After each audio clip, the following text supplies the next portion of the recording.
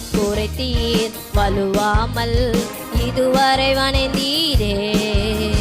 வார்த்தையினால் வசனத்தினால் வாழ வைத்தீரே. வாக்குரைத்தீர் வலுவாமல் இதுவரை வணைந்தீரே. வார்த்தையினால் வசனத்தினால் வாழ வைத்தீரே. இதுவரை